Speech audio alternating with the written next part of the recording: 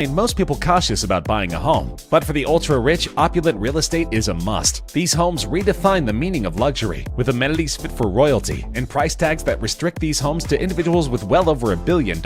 From French chateaus to Indian mega towers, these homes sprawl to unimaginable sizes. Today we are counting down the top 10 biggest houses in the world.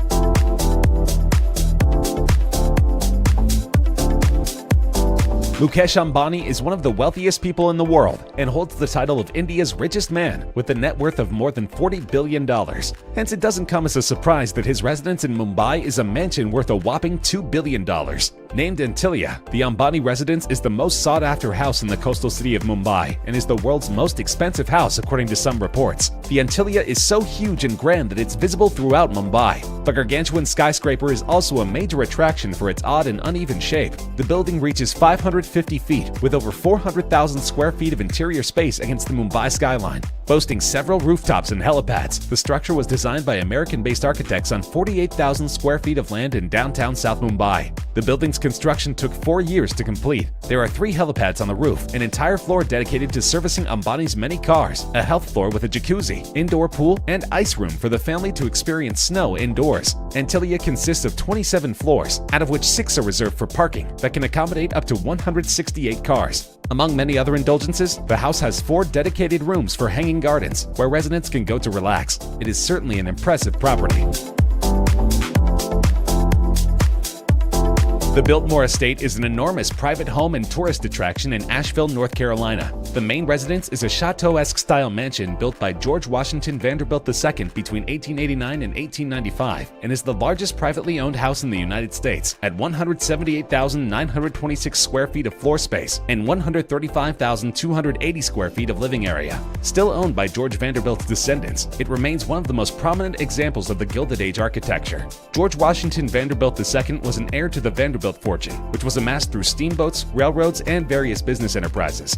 Construction of the house began in 1889 and continued well into 1896. In order to facilitate such a large project, a woodworking factory and brick kiln, which produced 32,000 bricks a day, were built on-site, and a 3-mile railroad spur was constructed to bring materials to the building site. Construction on the main house required the labor of well over 1,000 workers and 60 stonemasons. Vanderbilt went on extensive buying trips overseas as construction on the house was in progress. He returned to North Carolina with thousands of furnishings for his newly built home, including tapestries, hundreds of carpets, prints, linens, and decorative objects, all dating between the 15th century and the late 19th century. Among the few American-made items were the more practical oak drop-front desk, rocking chairs, a walnut grand piano, bronze candlesticks, and a wicker wastebasket. Today, the estate is one of Asheville's biggest tourist attractions, and the estate is valued at about $300 million.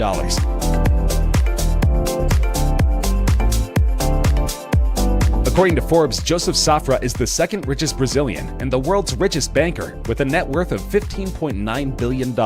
He heads the banking and investment empire Safra Group. The Safras are one of the most prominent Brazilian families. At their magnificent estates in Sao Paulo, Brazil, business deals are sealed for massive sums. Family affairs have always been conducted far from the spotlight's glare. The 3 brothers never betrayed any hint of internal conflict that is bound to exist with family ventures and massive financial dealings. They have a policy of resolving differences by coming to mutual resolution, always within the family, away from public scrutiny. Though the Safra palaces are not open to the public, those close to the family describe them as extraordinarily beautiful, even by the standards of Sao Paulo's community of millionaires. This Californian-style residence spreads over a vast area of 230,000 square meters. It comprises 103 rooms, 24 of which are bedrooms with luxurious marble ensuite bathrooms. The house also features beautifully landscaped gardens, as well as private woodland, in addition to its renowned feature, a $3 million heated marble driveway. And of course, a house this big does not lack for a swimming pool. There are 5 swimming pools in the mansion, including an infinity pool.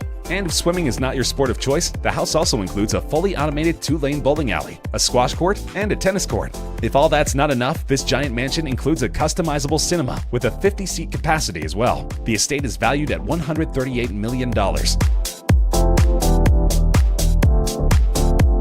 Whittenhurst, London's largest private house, was built between 1913 and 1920 on an 11-acre plot in Highgate, a wealthy hilltop neighborhood north of the city center. First owned by Arthur Crossfield, an English soap magnate, the mansion was designed in the Queen Anne style and contained 25 bedrooms, a 70-foot-long ballroom, and a glass rotunda. The views from its gardens over Hampstead Heath and across the capital were among the loveliest in London. For decades, parties at Whittenhurst attracted potentates and royals, including in 1951 Elizabeth, the future queen. Whittenhurst was bought by the family of the Russian billionaire Andrei Guryev through an offshore company called Saffron Holdings, located in the tax haven of the British Virgin Islands for £50 million in 2008. It has 65 rooms spread across 3 floors, including 25 bedrooms. One of the largest is the ballroom, measuring 70 feet long with a height of 20 feet. It has oak flooring and the timber wall panels are in walnut, with carved cornices embellished with gold leaf.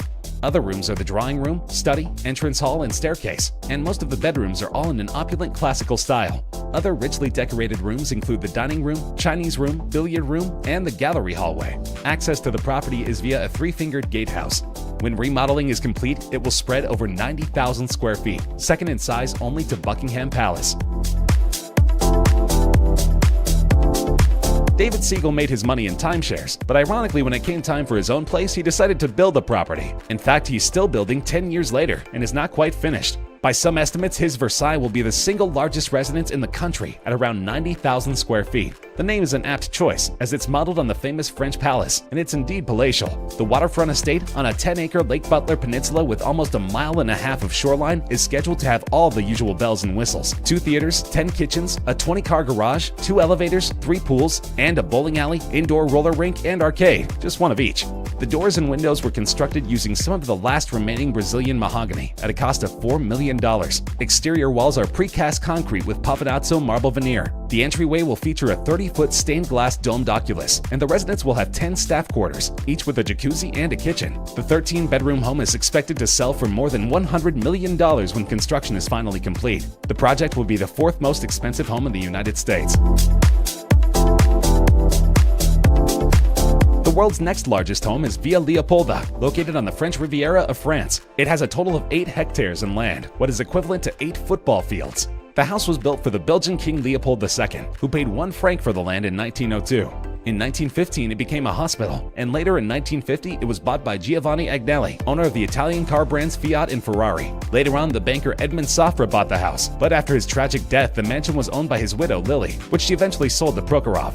Villa Leopolda is currently owned by a Russian tycoon, Mikhail Prokhorov, who bought the mansion for €300 million on August 8, 2008. The mansion is located in the hills of Villefranche-sur-Mer and Beaulieu-sur-Mer, a few kilometers from the Mediterranean city of Nice. It has a garden of almost 8 hectares, with different olive, lemon, and orange trees that require more than 50 full-time workers to take care of it. The mansion, amongst others, has a room of 400 square meters and 12 pools. The main house contains 19 deluxe rooms, 14 bathrooms, antique furniture, and terraces. You can also find sports courts, a bowling alley, and even a movie theater. As expected, it also contains valuable marble and old period artwork. It's been featured in many TV shows and has appeared in Forbes magazine, as it's considered one of the most important properties in the history of Europe.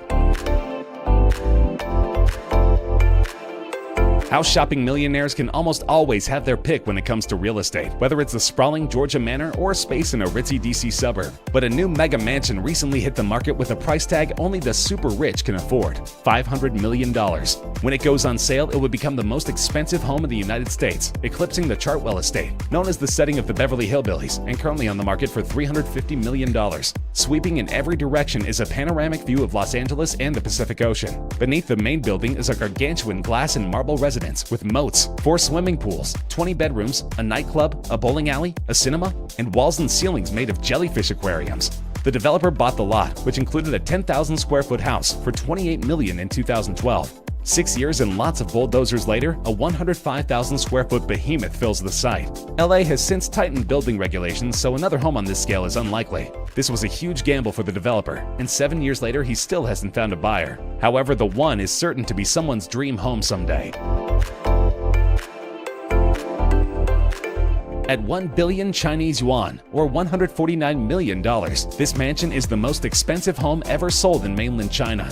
The 1,663-acre estate is named Taohua Yuan, which translates to Utopia, or Peace Blossom Land. Located on a private island on the city of Suzhou's Dushu Lake, it comes complete with 32 bedrooms, a cavernous wine cellar, a lakeside swimming pool, and breathtaking gardens, modeled on a UNESCO World Heritage Site. This record-breaking home is surrounded by Dushu Lake and covers a staggering 1,663 acres. Traditional Chinese landscaping gives this 3-year-old home a heightened sense of age and grandeur. All 32 bedrooms are south-facing for optimal sunlight. The 72,441 square foot mansion took 3 years to build, and all brickwork was handcrafted by Qiangshanbang traditional architectural and building workers.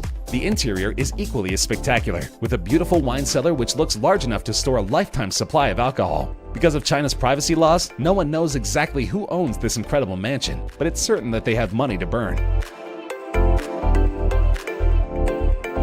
Pensmore is one of the largest homes in the United States, located in the Ozark Mountains near Highlandville, Missouri, that spreads more than 72,000 square feet, reaches 5 stories, contains 14 baths, 13 bedrooms, has exterior walls 12 inches thick, and was designed to survive earthquakes, tornadoes, and bomb blasts, and whose construction lasted from 2008 to 2016. With its owner Stephen T. Huff telling the Kansas City Star in 2015 that the house should stand for 2,000 years. Huff says the house will withstand an earthquake, bomb blast, and a direct hit from an F5 tornado. Turrets reaching high from that Christian County mountaintop practically spit in the eye of the twister. This is how homes, hospitals, schools, and retirement facilities should be built, he says. Seen for miles in all directions, this mountain crescendo, one of the largest houses in America, reaches into the Ozark sky like a mix of French chateau, university building, and something out of a fantasy movie. A herd of exotic hogs roam the surrounding woods, and rumors about secret tunnels just thicken the plot. Conspiracy theories abound that this property will be used by the Illuminati in the case of an apocalypse.